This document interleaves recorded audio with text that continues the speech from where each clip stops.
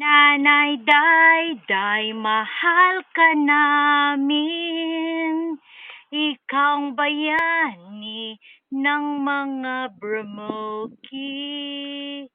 Sa krus ng kaligtasan, dahil sa iyo nagpatuloy kami. Kahit mahirap ang aming pinagdaanan.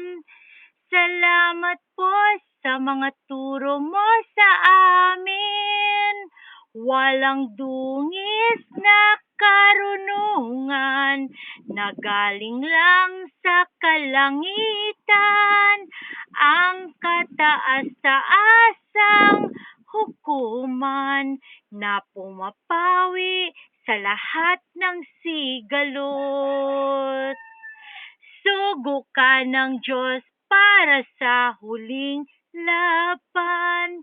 Inumpisahan mo ang katarungan, kaya tatapusin namin na walang kinatatakutan.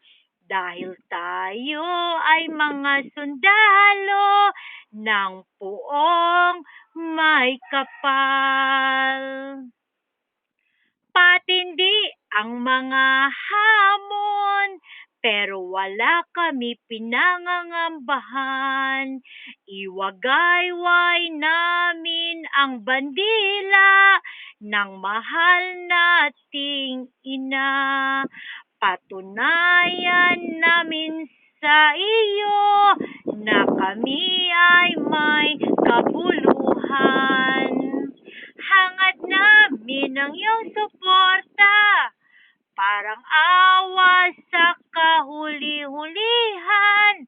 Huwag mo kami pababayaan para mapunta din kami sa iyong pinuntahan.